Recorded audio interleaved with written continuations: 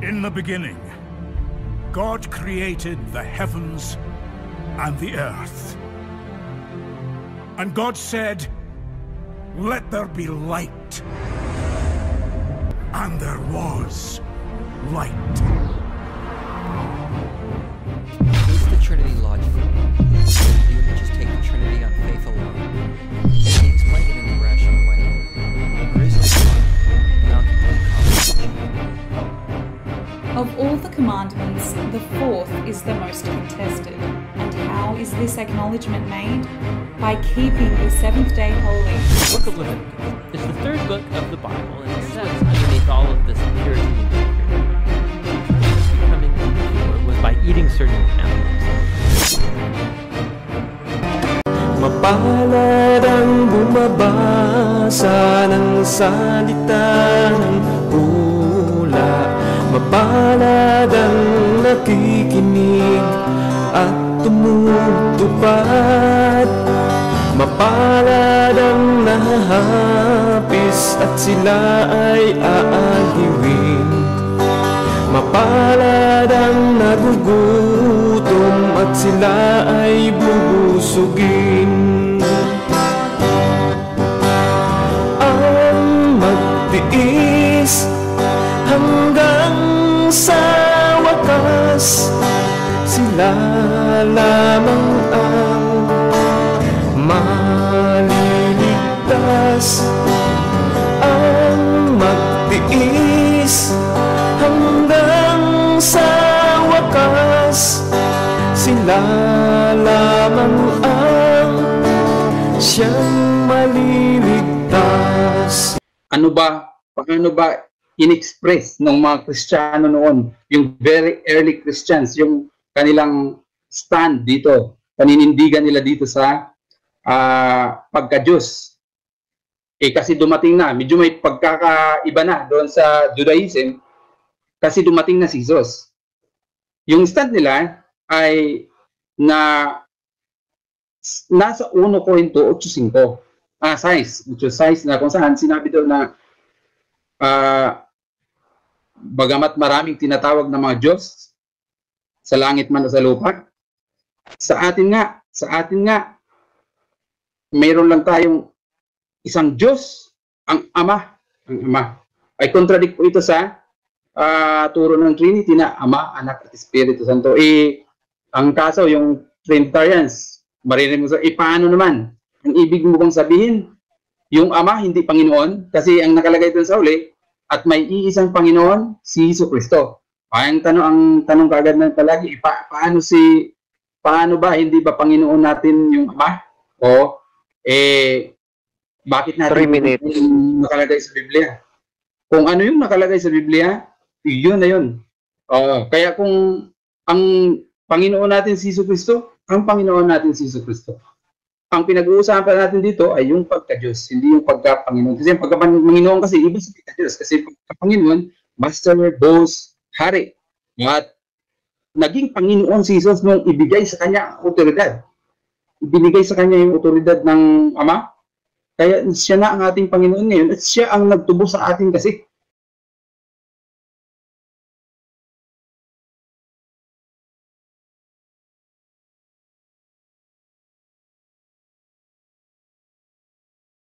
So next question.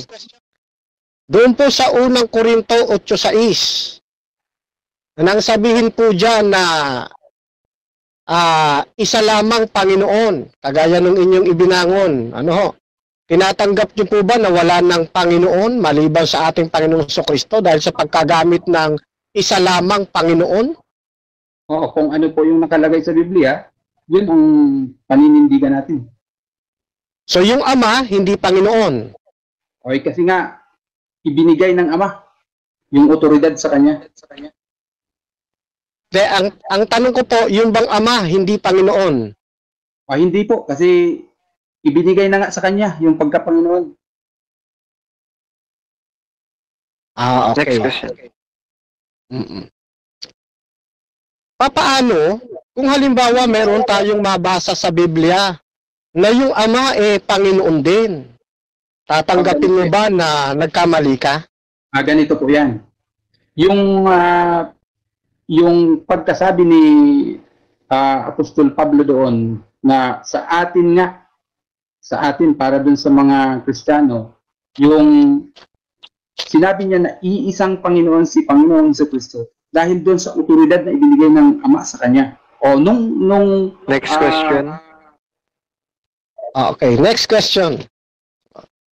Kapag ba halimbawa may nabasa tayo, kasi sabi mo yung Ama hindi Panginoon. Pag may nabasa tayo halimbawa sa Biblia na yung Ama tinukoy ding Panginoon, so ibig bang sabihin tatanggapin mo na mali ka? Tatanggapin mo ba na mali ka o hindi? Hindi. Okay.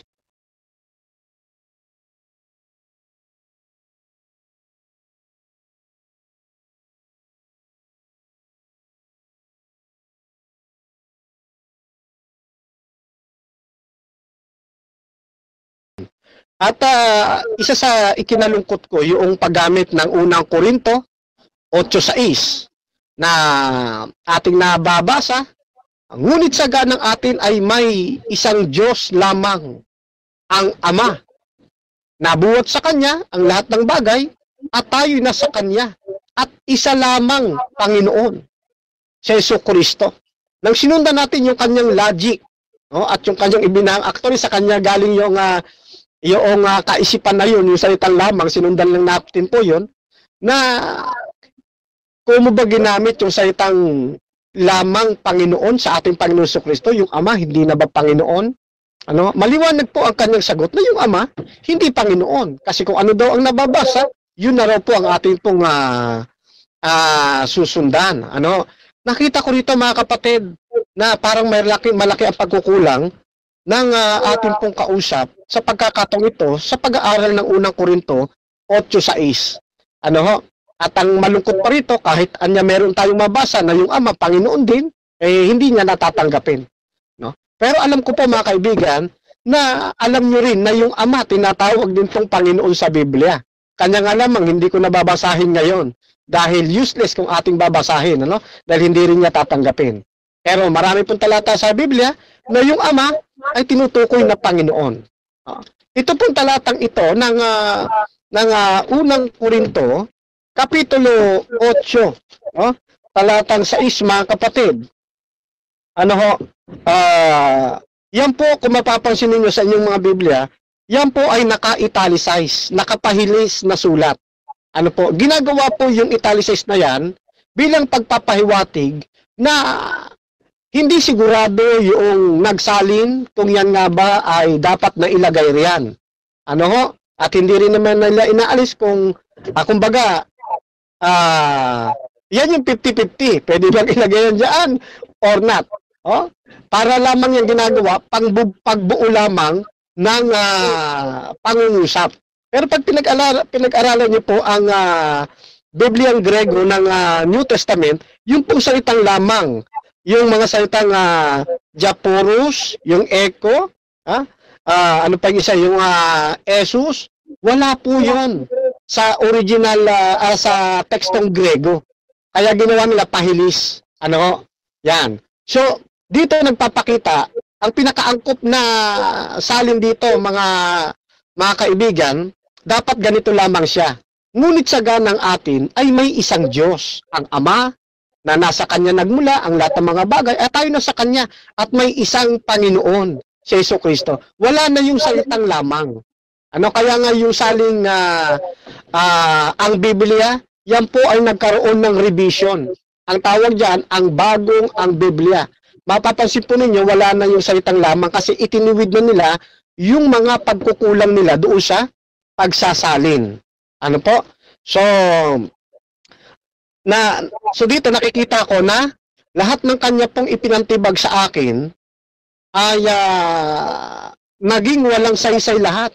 Sa makatwid, yung aking unang pagtindig, hindi pa rin po naigiba ng atin pong kausap na si kapatid na Luther Di Parini, no? Na napakabait na kausap, isang Jehovah Witness apologist. At Sabi ko nga, magandang kausap ito kasi isa po siyang law student doon sa Southern Bicol College. Kaya nung tayo ay niyaya niya na magkaroon ng dialogue, ay agad naman nating tinugon. No? Ang purpose natin dito ay isang intellectual and friendly dialogue.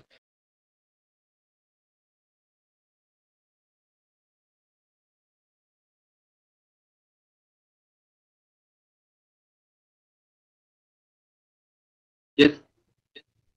Timer starts now. Okay, inaamin ko po na nagipit ako dun sa 1 Corinto 8:6, no? Kasi yung sa Panginoon nga, sabi na nga hindi ko na sana ibibigay yung kasi tatanong sa akin.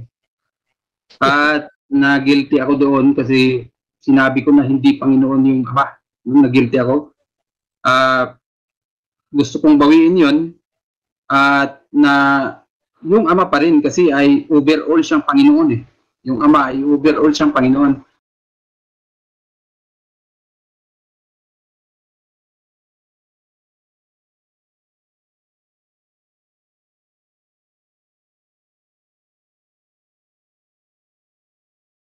So, sa huling bahagi na magsasalita, ito po ay sa ating affirmative.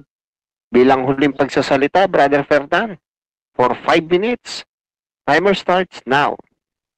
Okay, maraming salamat po. At sa huling bahagi po ng aking pagsasalita, ay gusto ko pong maunawaan po ninyo na ina-appreciate po natin yung napaka-honest na pagtayo ng ating pong kaibigan na hindi niya ikinakaila na siya ay nagkakaroon ng conflict, pabago-bago ng sagot, no? Pero maipapayo natin sa atin pong kapatid, no, sa kabila ng kanyang pagiging honest, na-appreciate natin ito. Pero gusto nating maipayo na sana dumating ang pagkakataon na maging firm ang inyong pong paninindigan. At hindi kayo magko-conflict. Mangyayari lang yan, kapatid, na ating pong kausap kapag kayo po ay nag-7-day Adventist. Sapagkat dito, ituturo po sa inyo yung katuruan na hindi kayo magpapabago-bago ng isip. Hindi kayo mag-uurong sulong sa inyong pong mga pagtugon. Yan ang kaganda sa 7-day Adventist. Kasi kapag hindi po kayo mag-Adventist, mananatili po kayong ganyan. At hindi maganda ang kahihinatnan. Tingnan po ninyo buhat sa Aklat ng Santiago, Kapitulo 1, talatang 7 hanggang 8. O sa 7 lang muna. Kung gayon ka, napabago-bago ang isip at hindi alam kung ano ang talagang gusto, huwag kang umasa na makatatanggap ka ng kahit ano galing sa Panginoon. Dito naman sa sangbayan ng Pilipino, huwag isipin ng gayong tao natatanggap siya ng anuman sa Panginoon. Ito'y taong hati ang puso na laging nag-uurong sulong sa kanyang ginagawa. Kaya para maging wasto at maging akma ang inyo pong pangangaral ng Ebanghelyo, mag-Adventist po kayo, kapatid. Ngayon, dito pa sa isang talata, ang salita ng Diyos. Gusto nilang maging tagapagturo ng kautusan, pero hindi naman nila nauunawaan ang mga sinasabi nila ang mga bagay na pilit nilang pinaniniwalaan. Aminin man natin sa hindi, talagang mayroon pong pagko-conflict. No? At hindi malaman kung ano talaga ang maging stand, magiging turo. Minsan, ang ama lang ang tunay na Diyos, pagkatapos ang anak, magiging tunay din na Diyos. So, hindi talaga alam. Kaya sabi din sa talatang ito, gusto nilang maging tagapagturo ng kautusan, pero hindi naman nila naunawaan ang mga sinasabi nila. So dito, I'm very concerned ako sa atin pong kausap na law student. Gusto ko siyang makasama sa pananampalataya para maging firm, maging tunay yung pong katuruan na kanya pong itinuturo. I was found as a beggar.